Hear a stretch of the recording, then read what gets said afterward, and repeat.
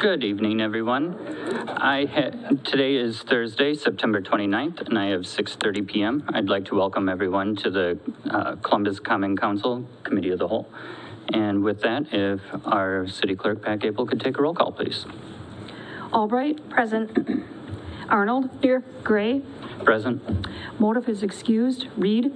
Here. Rolke. Present. Steiner. Here. Thank you. And this meeting was properly noticed. So next up on the agenda is to approve the agenda. I have no questions, comments, or alterations. I'll take a motion to approve.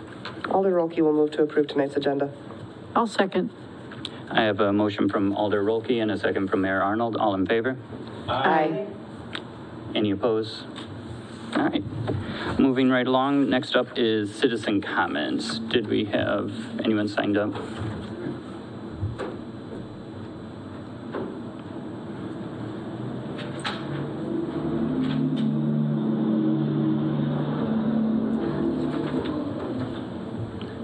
Thank you. All right. So we have a couple people signed up to speak tonight.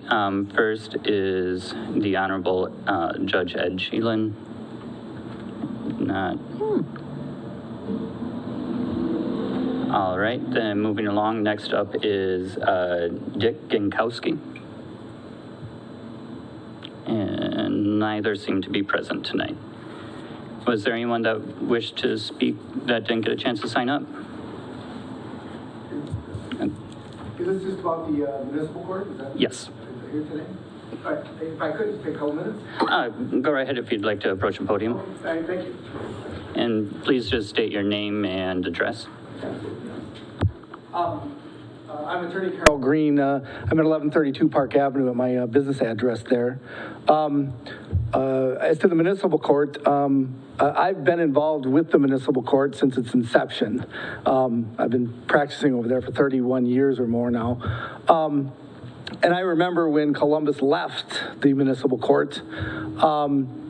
And what I can tell you is that I've been involved, with the municipal court, like I said, for such a long time. At that time, Columbus was clearly in a profitable situation with the municipal court. I believe at this point in time, today, as I understand it, every municipality in Columbia County, with two exceptions, is part of the Eastern Columbia County Joint Municipal Court. And I know everybody has had some issues during the pandemic, but that's kind of obviously a misnomer, because as I indicated, when Columbus left the municipal court, I looked at the numbers at that time, and it was profitable, upwards of like $30,000 a year.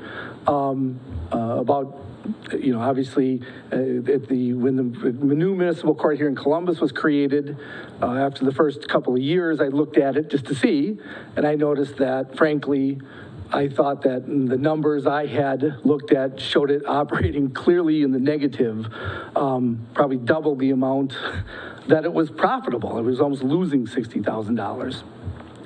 And so I actually had contacted Mr. Gray about that to look into this, because it seems to me that Columbus should be a part of the Eastern Columbia County Joint Municipal Court as part of the whole Columbia County community.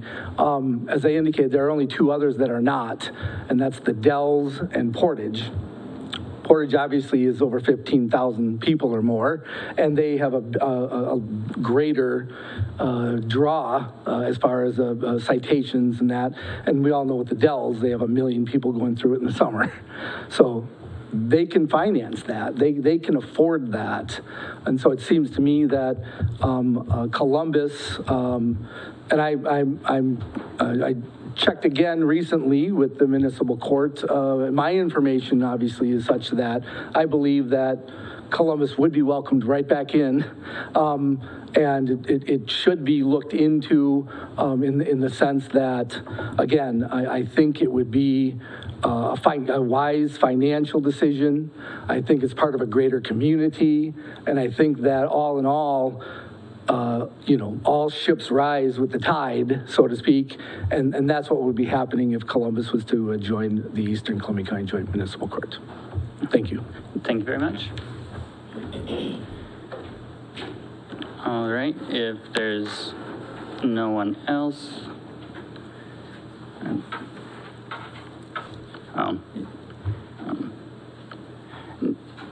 Did you still want to speak, Judge? We were just wrapping up citizen comments. Okay, I apologize being caught off guard. I was told it was at 6:40 and a little bit early. So are we at the public comment session? Yes, we are. If you'd like to approach the bench, at the podium. No, I'm familiar with the term approach a bench. Right.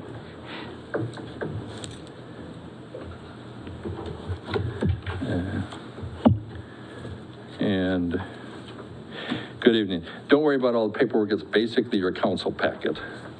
So just a few words here. I'm Edwin Schellen, a Columbus resident at 1435 Waterloo Street here in Columbus, and I understand that as an outgrowth of the budget process, that the council examining all areas it can financially benefit in, deciding the services and amenities to provide and attract and retain citizens. And as the council president and Alderperson Gray states, to grow our community. Prior to election as municipal judge, I served 13 years on the Police and Fire Commission, so I understand how a part-time public service position carries full-time responsibility for the decisions you made for the benefit of the public, and I empathize with that. I'm certainly nobody got on the council to get rich and famous. As to why I'm here, it's to help you, the alderpersons, and citizens who view tonight's actions regarding our municipal court, not to tell anyone what to do. I was notified Tuesday of tonight's meeting, and I believe it's the first time that eliminating the municipal court was ever publicly listed as an agenda item.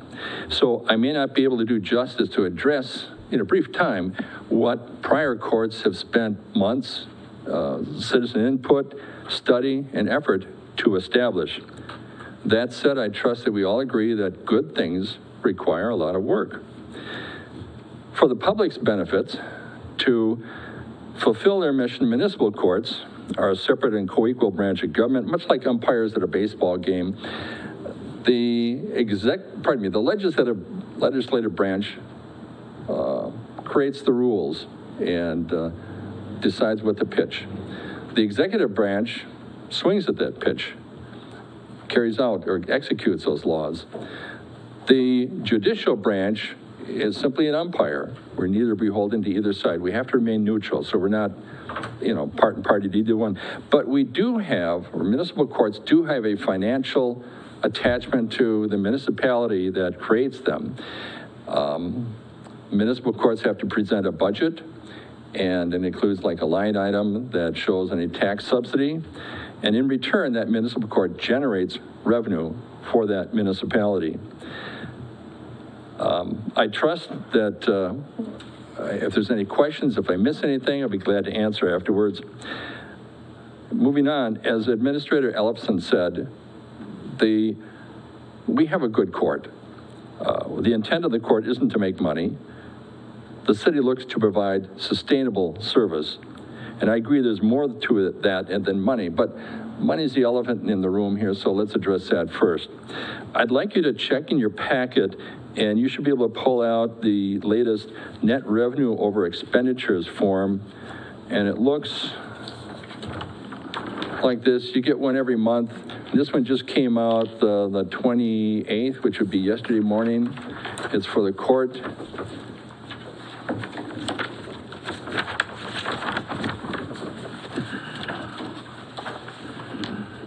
Could you make sure they've got one, please? My clerk will be glad to hand you the copy we received.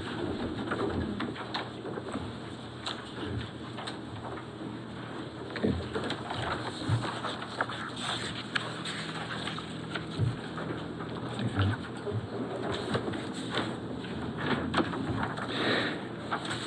Side one's got the revenue, and side two is the expense and summary.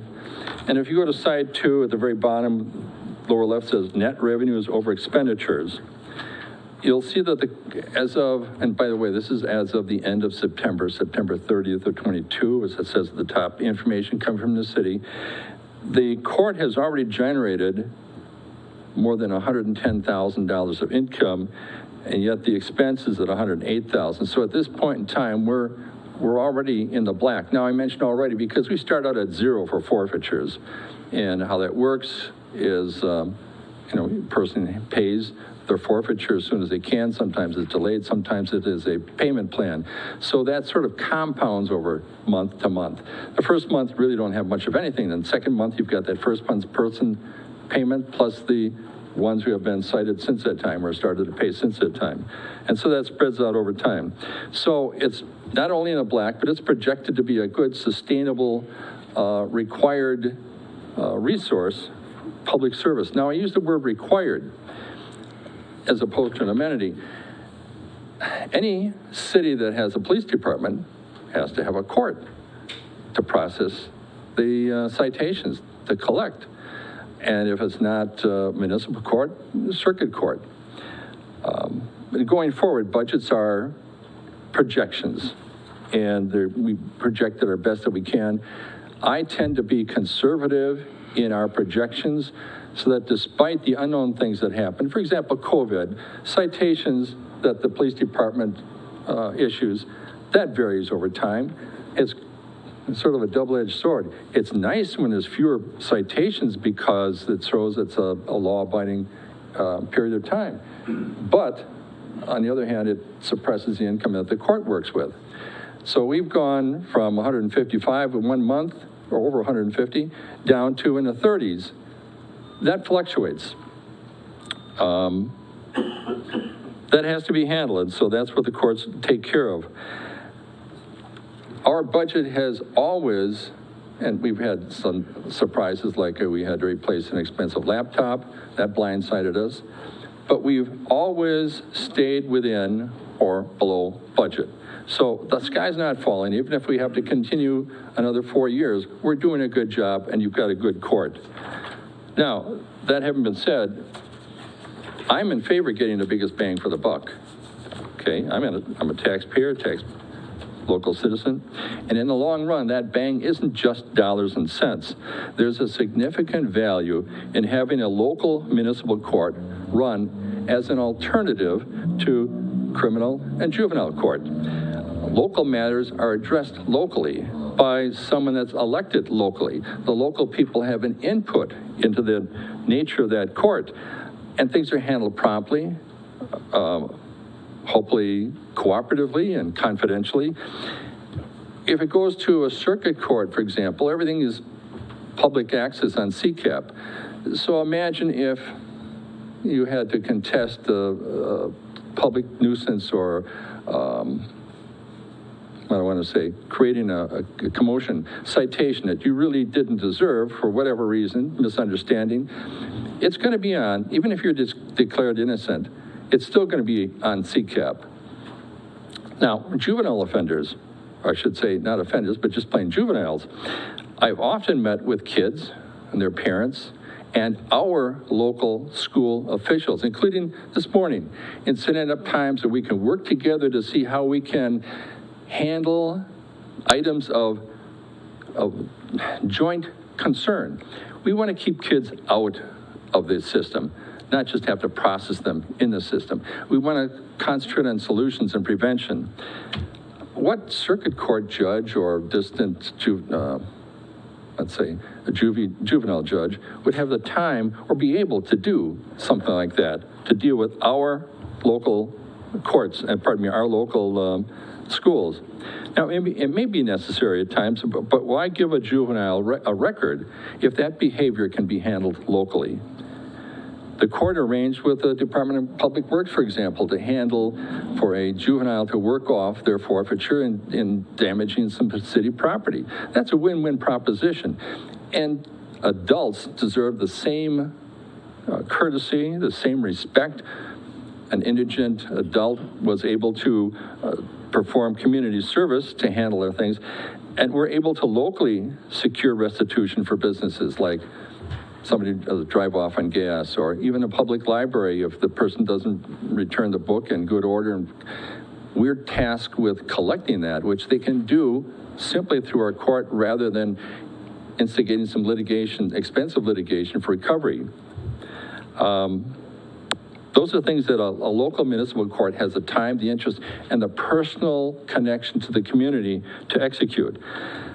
We've been successful in minimizing recidivism for people that actually appear in our court. And that's important to me for kids, that they understand and accept what's acceptable behavior, that they own their actions, and that they leave going in the right direction. We work with them to do that.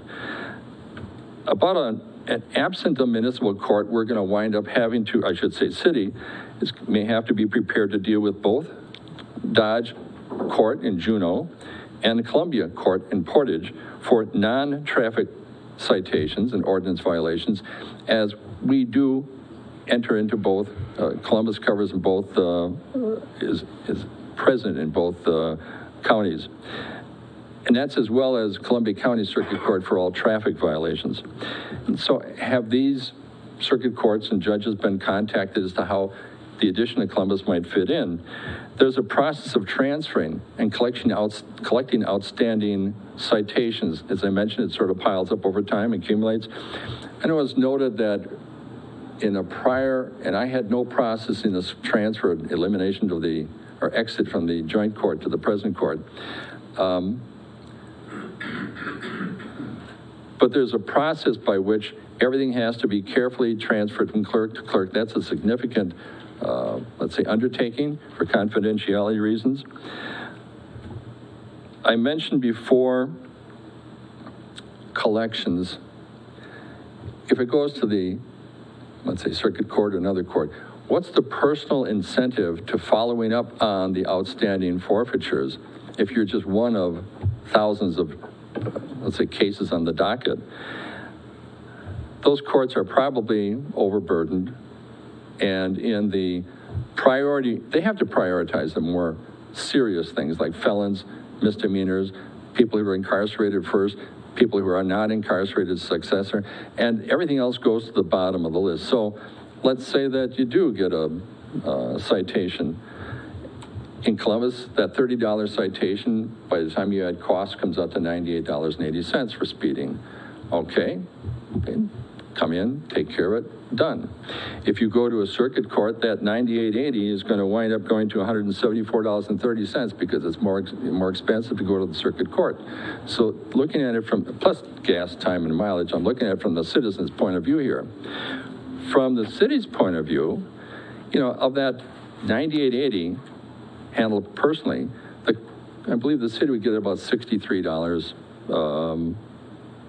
in change out of that fee.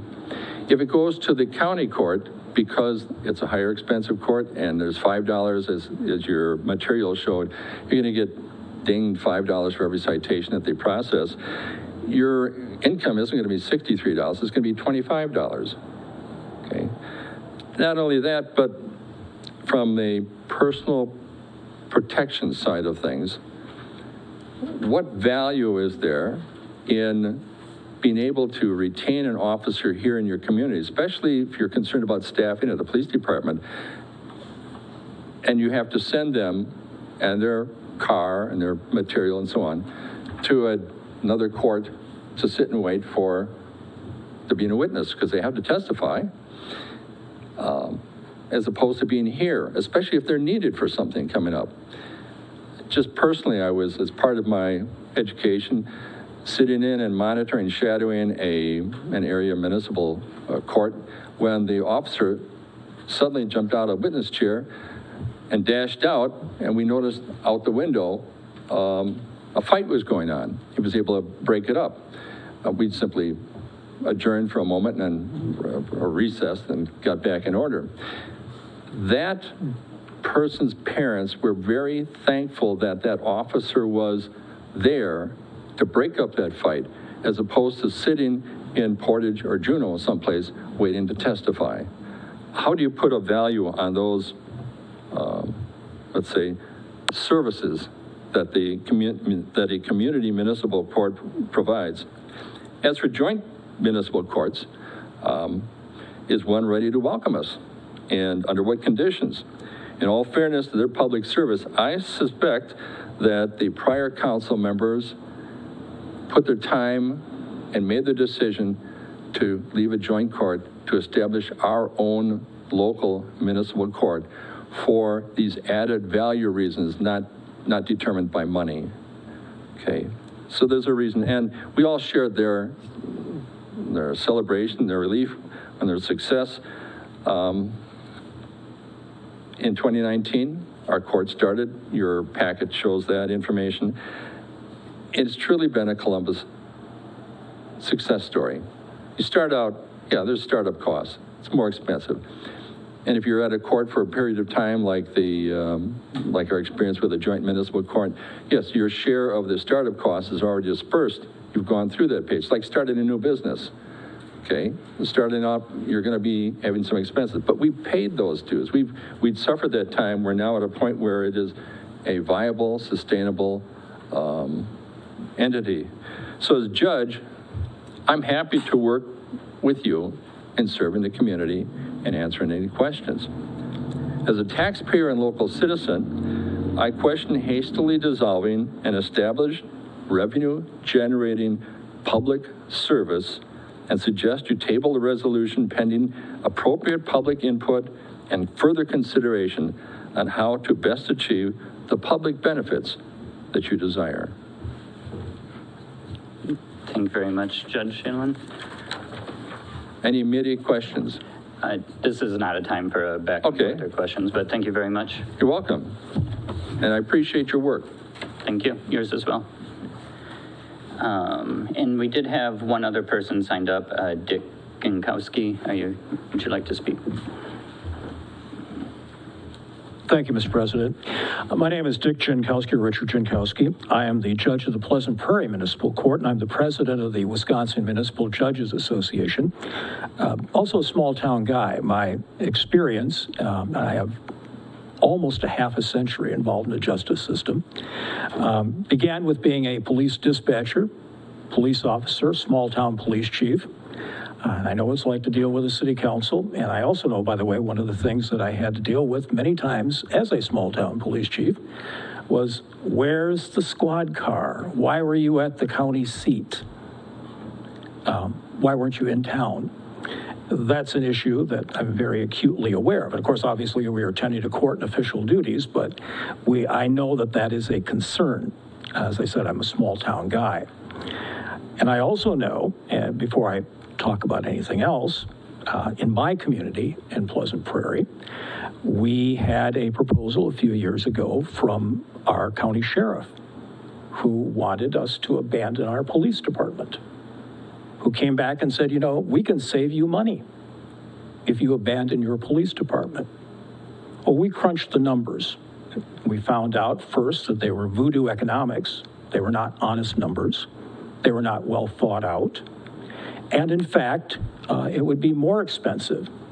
There would be significant costs to not only disbanding our police department, but also the loss of local control, the loss of local input, and many other things. But we had time to consider that. We had time to crunch the numbers.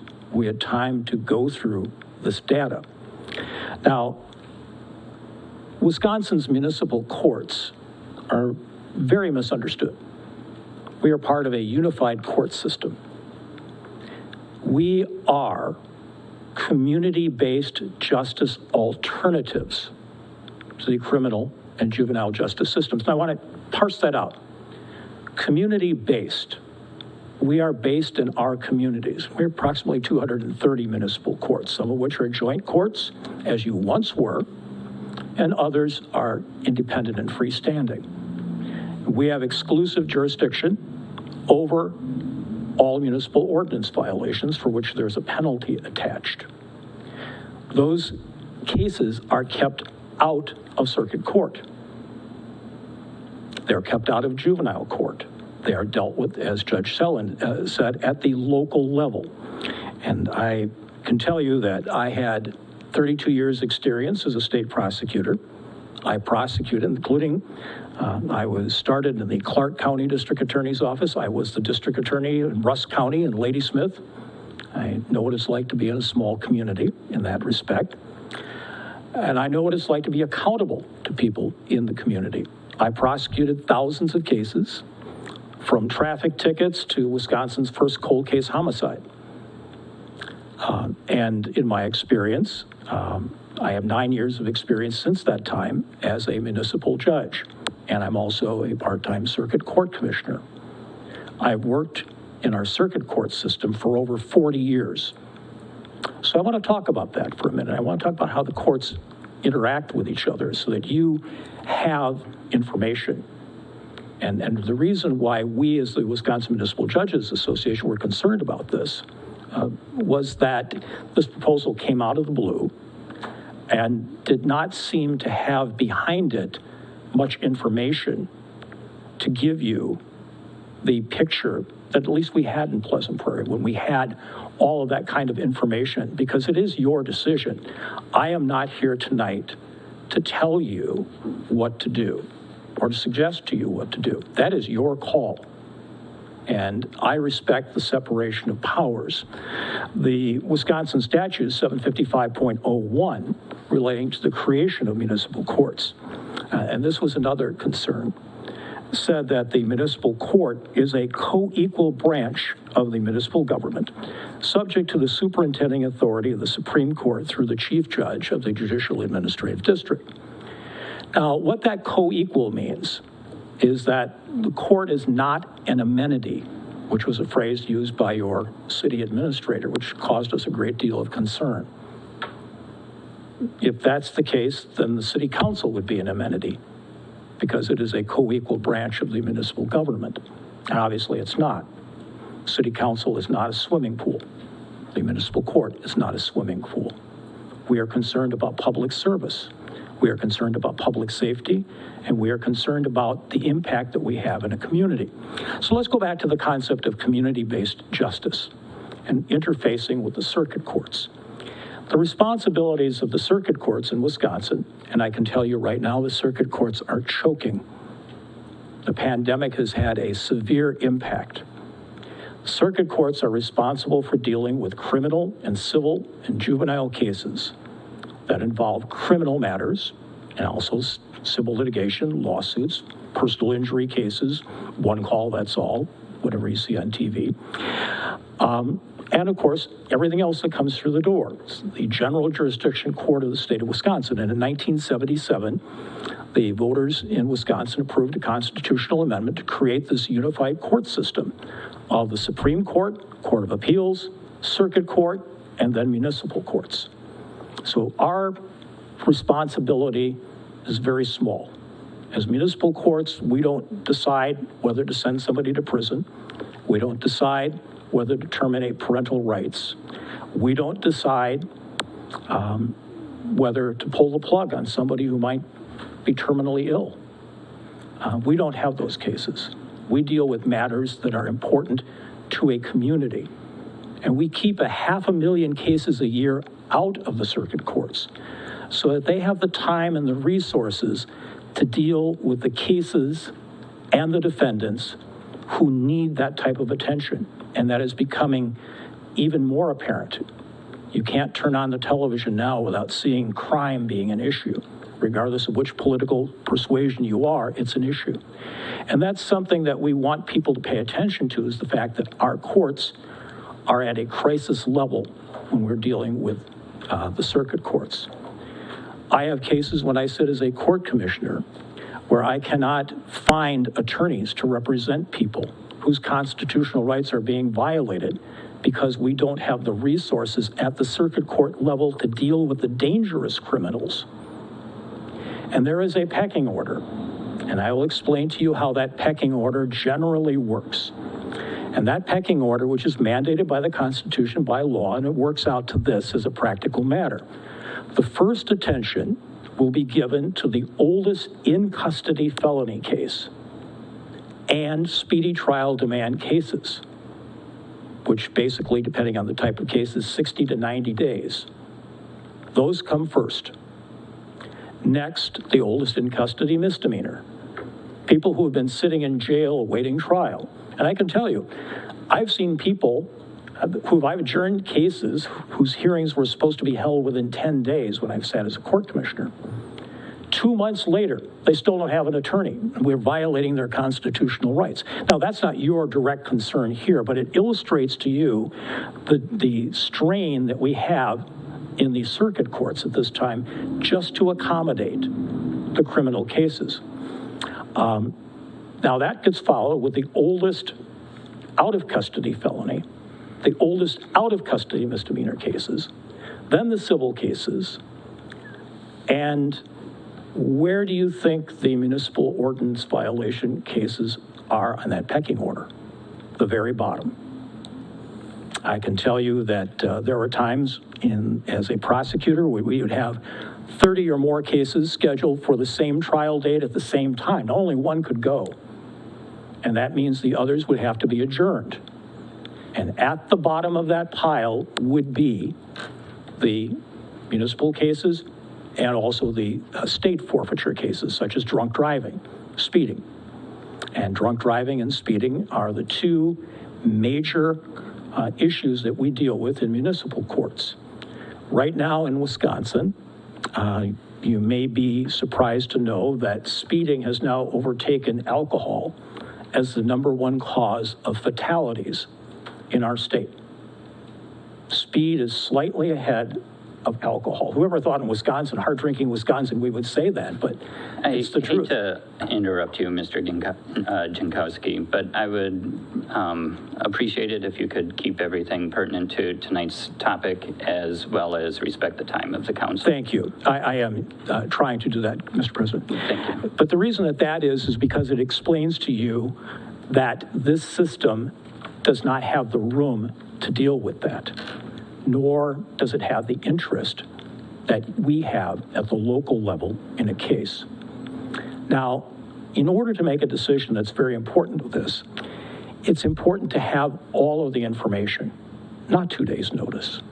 Now, you have the legal authority, if you wished, tomorrow, on 24 hours' notice of scheduling a meeting, you could disband your police department. You have the authority under the Wisconsin law to do that, but would you do that? Would you not hear and consider all of the data? Would you not provide an opportunity for the public to have input? Now, that's somewhat of a far-fetched notion, but is it really? Because, as I said, I live in a community where we were presented with that. And one of the reasons why that's important to you is that what is the plan B? What is the cost-benefits analysis, and what are the true numbers? And that's why it's important. We are not here as municipal courts to be cash cows. The Wisconsin Supreme Court said 50 years ago, we are not collection agencies. Revenue production is not a legitimate basis for imposing a fine. And 10 years after that, they said the primary purpose of an ordinance cannot be raising of revenue in lieu of taxation, but forfeitures may at least pay for the cost of enforcement of ordinances and regulations. So there is a financial piece to this. And one of the things which is missing from the data that I saw was it appears that there was a presumption that your fine revenue essentially would be static or improved. As Judge Sellen pointed out, that in Wisconsin, we really have a disparity because basically the badge and the color of the uniform determines how much you're going to pay for a traffic ticket. If you get a ticket here in the city of Columbus from one of these officers, the basic 10-over speeding ticket, some are more expensive, but it's a $30 ticket would cost is $98.80. It's actually $175.30 in circuit court. The same violation. So we get the impression of municipal judges that we are Roy Beans out there, running roughshod over people, rubber stamping what the police do. And actually, it's the exact opposite. We are an independent body. We look for the facts and apply the law, but also, we are responsible to the community. And I think part of that community-based justice piece of this is to be fiscally responsible. So as Judge Sellen pointed out, that $98.80, that $30 ticket, the municipal court One of the reasons we have municipal court is because of local accountability, and it is $63 goes to the municipality. That $175.30 ticket in circuit court, $25 goes to the municipality. So there is a significant reduction of revenue that's not accounted for in these projections. If there's a $7,000 shortfall in a community of $5,500, that's not a lot of money. But also, what is the fiscal impact, for example, if a police officer has to go to the county seat, and Mr. President, this is what ties into how that is relevant, is if you go to Portage, 70, 80 minutes round trip, that's not counting how much time you might be waiting for court for a case that's going to be called who knows when other cases are on the calendar. And maybe that case will get called off and the officer will have to come back. That's a cost that's not accounted for. And I know, as I said before, I know how city councils are sensitive to that issue about not having the police in the community. That's a big item. But it's not just police. Truancy is a big issue. Juveniles matters are a big issue. The school social worker, the school personnel who would have to go into another community and make the round trip. Victims, witnesses, people who would have to make that round trip and take the time off. So when you're looking at cost, that's eaten up very quickly by those hidden costs that are not accounted for in the data that you have been given. Now, I don't suggest by any means disbanding your police department. I use that as an example to say that that's the authority that you do have, and you could do that, but you wouldn't do that.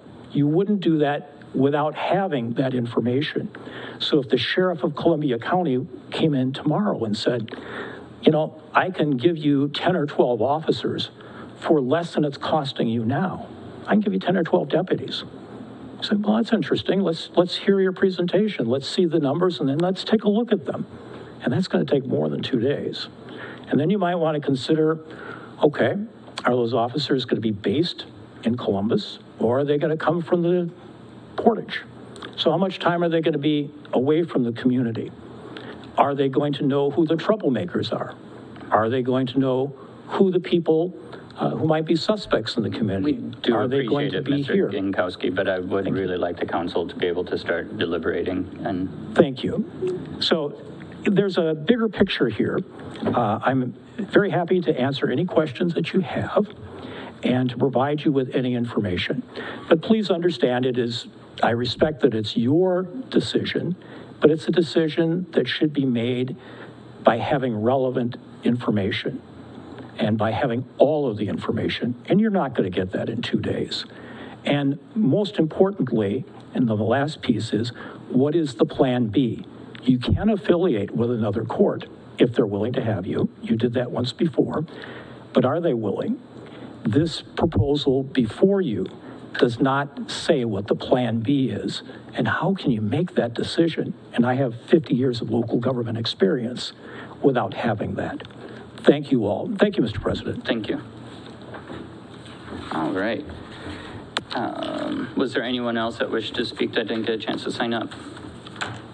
All right, seeing none, then moving right along I moved all my papers around, I apologize, to discuss the continued operation of the municipal court.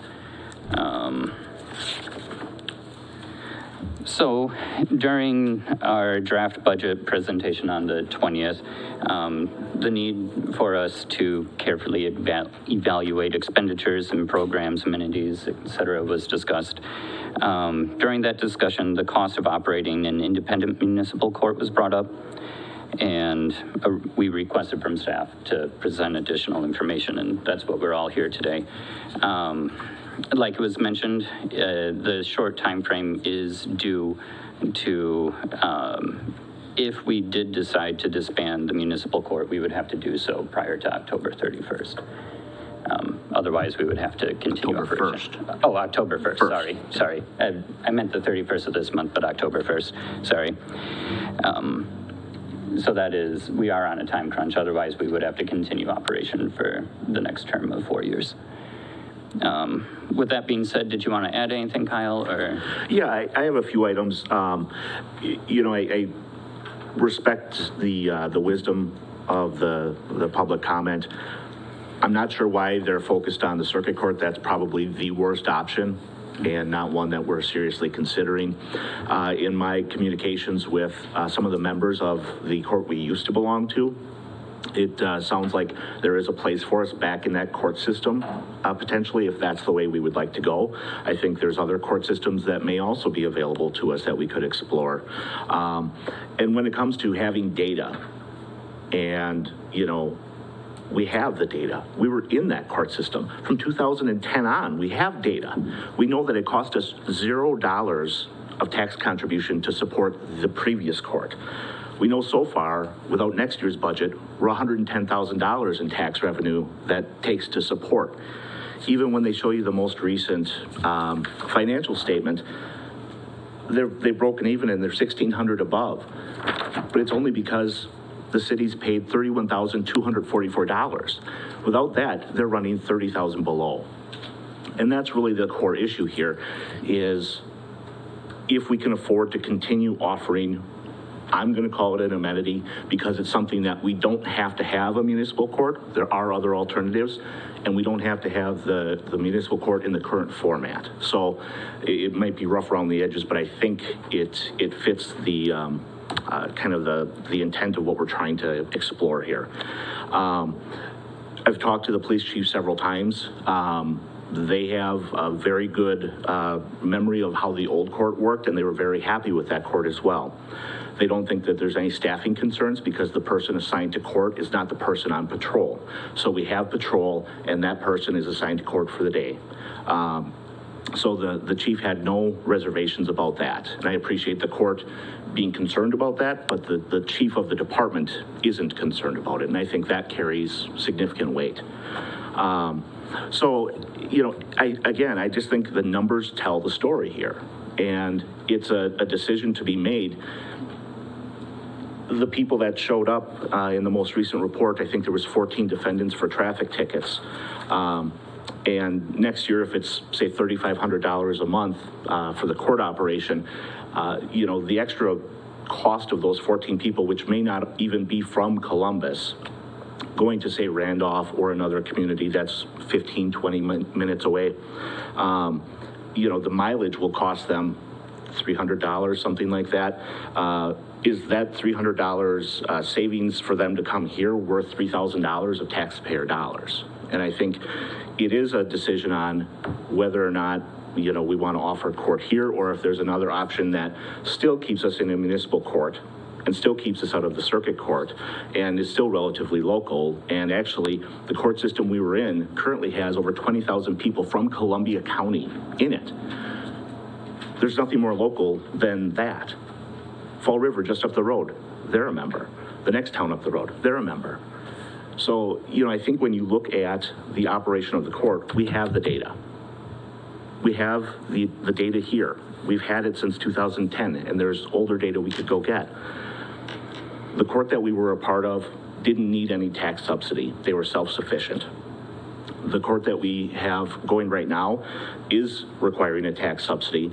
And, you know, based on the gap and the function of it, I don't see that there's a possibility in the near term of them rectifying that. It's, I think, just simply a numbers game. They don't have enough tickets coming through and supporting the operation of the system. And without partners, I don't see that changing. So either severely limiting the expenses or finding a way to bring in additional revenue to the system to get them to the point of self-sufficiency. And I'm just not seeing that as a viable option based on where we've been. You know, the other thing, just a couple things, a lot of the things that the court deals with, they're not handled in person. So even if the court was in Randolph or another community, there's a small fraction of the citations that are actually handled in person. Many of them, the majority of them, seem to be handled by other means. And so I think the impact on the local community isn't going to be as great as it might seem when, you know, most of those are handled without actually coming to court for your hearing. And so at the end of the day, I just think the city is allocating a great deal of money for a very small select group of people who have violated an ordinance or law. Thank you very much, Kyle. Did everyone understand what Kyle was saying? Like if you look at the budget and the revenue and things from the court, it is in black and white that the city is paying a little over $30,000 a year in tax subsidies. So that's counting as revenue to the court, but it's still costing our residents money. So that's not. It's an expense as far as we're concerned. As far as I'm concerned, it's an expense, not revenue. The big reason we're discussing this is inflation is continuing to rise. Things are getting more and more expensive. Columbus is not growing. Our revenue is not increasing. We do not have extra funds to be spending on things. So we are in the near future going to have to talk about other cuts and cutting things in other ways, saving money in other areas. Do we really want to spend tens of thousands of dollars as a service to people who allegedly or did commit a violation, as opposed to trying to maintain other services to our community? It's just, to me, it doesn't make sense. But I'd like to hear from the rest of the council. Go ahead. I had majorly a question. We adopted this municipal court in 2019, and as according to this, it's supposed to be self-sustaining. It's supposed to pay for itself. 2020, obviously, COVID hit us, and that would drop everything down and obviously require subsidy from us to maintain the court. Wouldn't it not eventually get back up to that point where, why aren't we making the money to pay for that and then pay that subsidy down? Why are we still in the hole with it? I'm trying to understand why that would be, as opposed to, well, it's supposed to pay for itself. Are we just getting better because COVID all of a sudden made people not commit many offenses, or are we just not charging enough for it? Or what is the case as to why all of a sudden we're doing really well when we started, now we're not getting anywhere near where we're supposed to be? Right, and as, let's see, all the numbers that we have in front of us, what was it, 2020, trying to find, I put things in different order. So one of the years was it 2021 when we increased considerably, but I'm getting into the weeds anyway there. I think a big portion of that is it's just a difficult amount for a community our size. You know, how many violations are we going to ever generate to be able to for it to one day pay for itself? And even if it does one day pay for itself, if we rejoin the Eastern Columbia County Municipal Court and we don't have the $110,000 a year of expenses anymore, we still get the revenue from the violations. So aside from not having the expense, we do still get revenue coming in. I think it was, we netted around 50,000 prior to the formation of the municipal court instead of spending money. So we do still get the revenue from those violations in a municipal court. One of the big things that that Judge Schillen and Judge Jankowski were mentioning was talking about if we went to a civil court. That does change the finances quite a bit. If we rejoin another municipal court, it's a very different story. And that would be our intention, to rejoin the municipal court, like in Eastern Columbia County in Randolph, like we once were. So I don't have any questions. I just have a comment. I've done a lot of soul searching about this, and I think given the money that we have to spend to keep the court going, I think we're stronger if we are in a larger group and we can spend less money.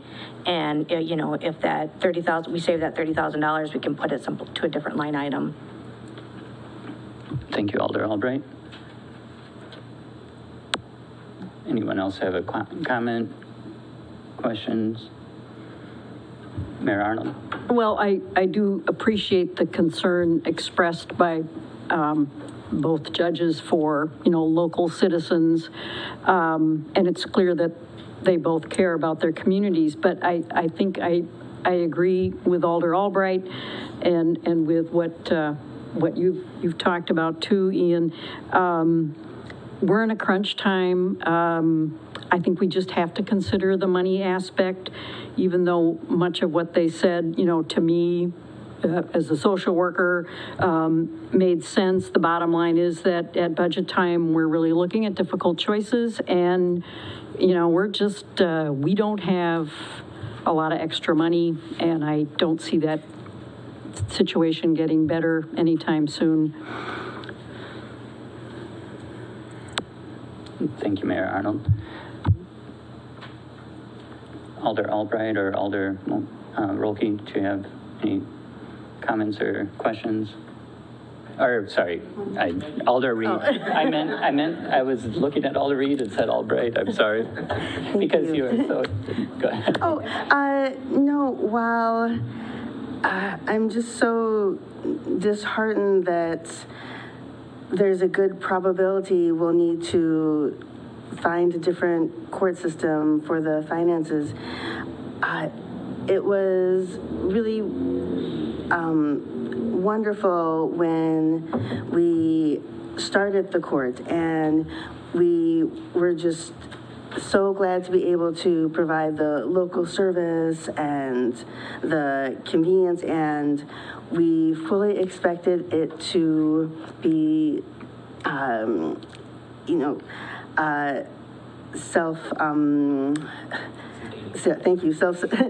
self-sustaining. So it's just been kind of a surprise and disappointment how financially it just hasn't quite worked out. And my main concern at this point is the lack of time for making a decision, and I hate being without a service lined up for the terms that we would be likely to receive. Thank you, Alder Reed. Go ahead. So the current court, in the event you'd adopt the ordinance tonight, will continue on through the end of the term. So, so there's about 7 months or so to get a lot of that in order. But I've had some of those preliminary conversations just to see about the potentials, and I think we can bring information back relatively quickly about a transition and make those decisions in the next several meetings. Thank you. Alder Rolke, did you have any? I guess my main concern and question has kind of already been addressed. I came in wondering about, the understaffing that we have with the police department and the time expense for traveling to court, but I think you've pretty much already addressed that, so. Thank you. All right. If so, then what is the will of the council? Do we want to move this forward to our next meeting, which will take place here momentarily, to adopt the ordinance?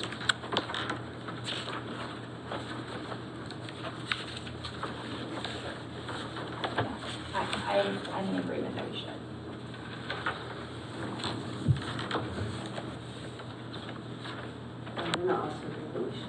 Okay.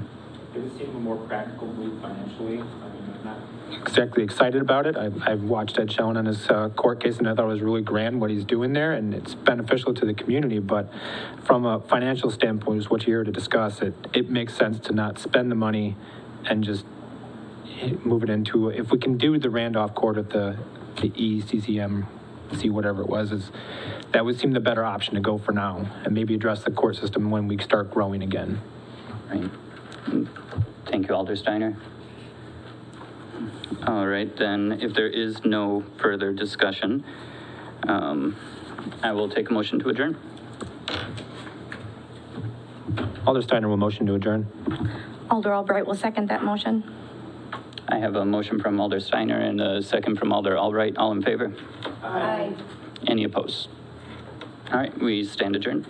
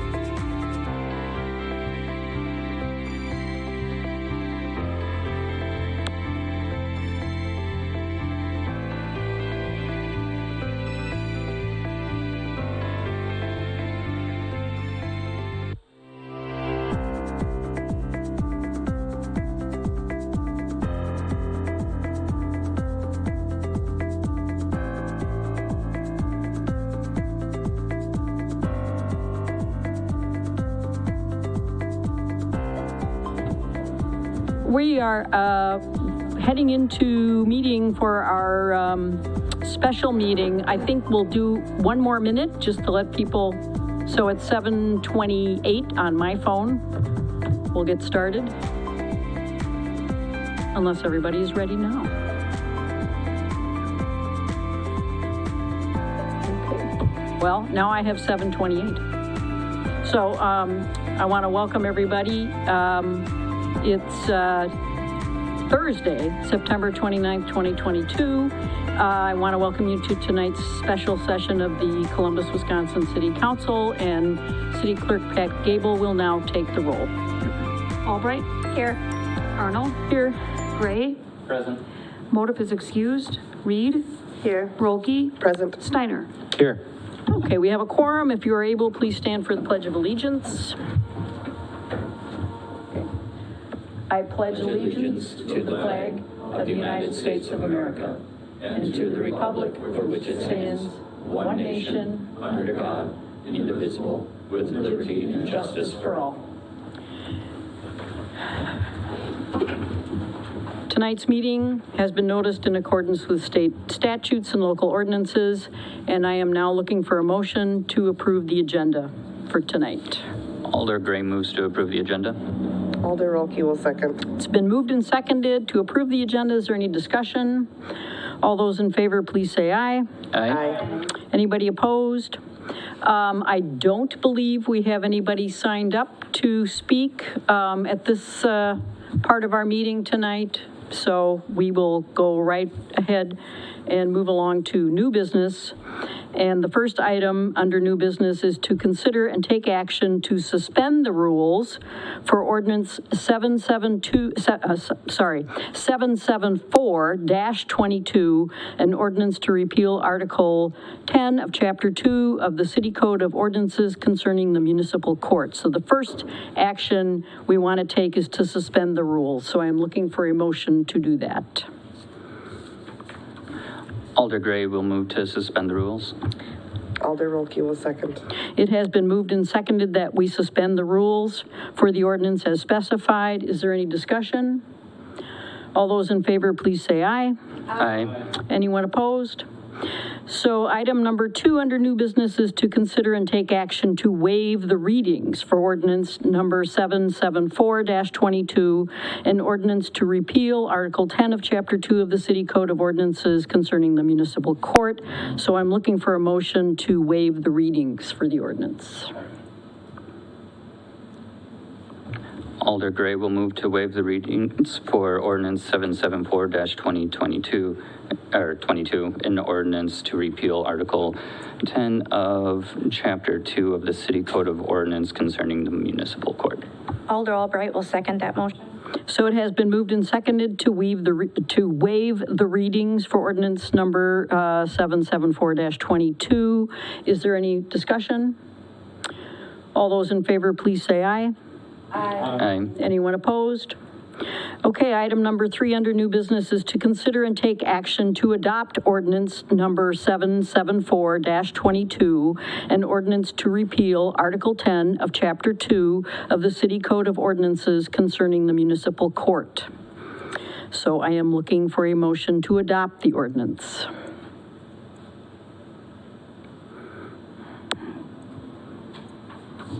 Alder Gray moves to adopt ordinance 774-22, an ordinance to repeal Article 10 of Chapter 2 of the City Code of Ordinances concerning the municipal court.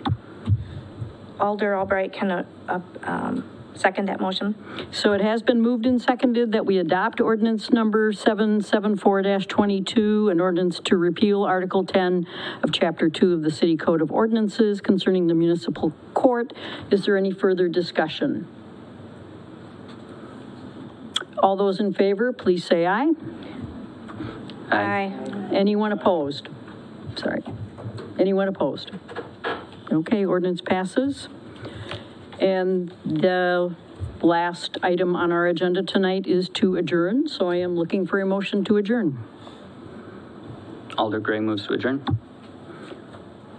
Alder Albright will second that. It's been moved and seconded that we adjourn. Is there any discussion? All those in favor, please say aye. Aye. Aye. We are adjourned.